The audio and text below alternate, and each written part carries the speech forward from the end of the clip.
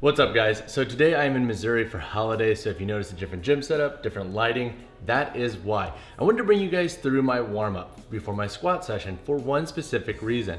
I was on a plane all day yesterday. This morning I was playing catch up with work and I was sitting down all day, and I know if I get under the bar right now, my knees are gonna suck. They're gonna be cranky as shit, they're gonna ache and so forth. So I changed my warm-up based on the context of what I was doing before my squat sessions. So if you are like myself and you have cranky knees, or if you sit down for longer periods and then you try to squat and you notice that, hey, I don't move as well as I normally could, here's a great warm up for you. All right, the first thing we're gonna do is just set a timer for 3 to 5 minutes and move. So this could be jogging in place, this could be doing jumping jacks. I'm gonna probably end up chasing Maui around the basement, but the whole idea is just get some blood flowing, get the heart rate up before we dive into a little bit more specific nature of the warm up.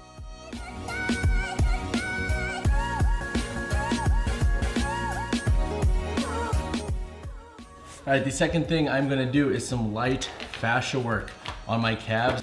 Now, before we all run and grab our pitchforks and chase the foam rollers and all the fascia tools out of here, remember one thing, that in different contexts, foam rollers, like everything else, are tools and they can be useful. So in my context, before I start loading, I wanna make sure I can actually get into different positions. And when we use things like foam rollers, or like what I'm using, this little dumbbell, and we work on our fascia and different areas of the body and so forth, we're not changing structure. I'm not putting this into my calf and changing the way my lower leg is structured. But what I am doing is providing the body with some acute neural feedback that can help me get into positions better. So in my situation, why would I want to load the body without feeling like I can actually get comfortably into different positions? So by doing this, I'm promoting a little bit of a better range for my ankle, which will then create carryover for the latter part of this workout, which is much more specific to the back squat. And personally, I like to work on different spots and then move my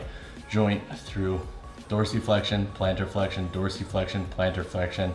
I'll do some side sweeps here, and it helps me kind of segment which parts I need to focus on. So like right here, I would guess that's right about where my soleus is. I also have high calves, so it's hard to tell, but that's exactly where I feel it the most. So I'm gonna spend a little bit of extra time just sitting here, working through this before we go into our next part of the warm up. All right, so the next two things we're gonna do are hip airplane, and then we're gonna do a single leg RDL where we're gonna then take that floating hand and touch or like get close to the foot of the grounded leg.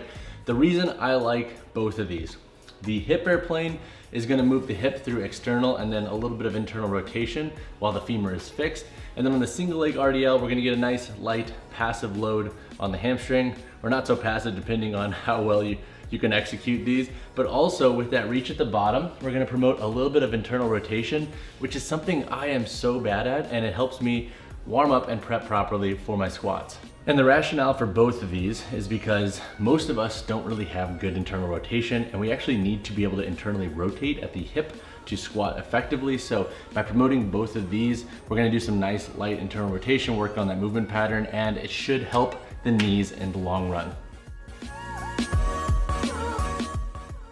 So when doing these, something that I like to do is once we hit this midway point, turn in a little bit and focus on internal rotation, and then go back into external rotation nice and slow.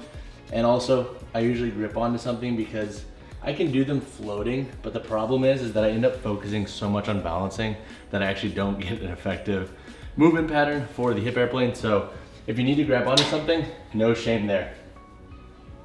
Something with the single leg RDL with the reach is, if you watch me, when I reach, I end up pushing this knee out, and what I try to do to counter that is to think about driving off the medial or inside of the foot, and that helps me, one, keep a better balance, but two, I think be a little bit more effective with creating stability through a unilateral leg position. So ground through the medial of the foot helps my knee stay a little bit more stable, helps me actually achieve a better reach, and then helps me be a little bit more effective with this movement. All right, the final exercise before we physically go get under the bar are some iso knee extensions. Now, as you can see, I'm on a Bowflex, and this rock hard body was built on this puppy in my teen years. So who needs steroids when you have a Bowflex? So what we're gonna do here is work through about like 8 to 10 reps where we are extending, holding at the top, focusing on the quads, really squeezing them, and holding for about like 3 to 5 seconds. And you can go a little bit longer too if you want, but the whole idea is to move nice and smooth through these. Really focus on creating that nice, strong contraction at the top with the quads, lowering slowly, allow them to actually eccentrically stretch. Come to the bottom, go right back to that range, hold for about 3 to 5. And this should be leaving your quads pretty toasty, which is okay. We don't want to load up too heavy, but we do want to create a little bit of a demand on the quads before we physically go get under the bar here. All right, so we're just about ready to start our session. Our final 3 exercises are gonna be performed in a circuit 3 times through. We're gonna do barbell back squats, so the lightest possible load we can and being as specific as we can. Then we're gonna take a front load, so I'm gonna grab a plate and hold at the bottom of the squat with the heel elevated position for 10 to 15 seconds. And then I'm gonna work through 10 to 12 reps of body weight glute bridges. I'm gonna do them on the bench with single leg, so more of like a hip thrust. But the whole idea is to, 1, work towards the specificity of our movement, but also focus on 1, the stability I need to create in the bottom of the squat. Number 2, focus on the quads, which are prime movers in the squat. So by holding that weight at the front of the squat, I can really zone in, focus on what my quads are doing, and create some pelvis stability.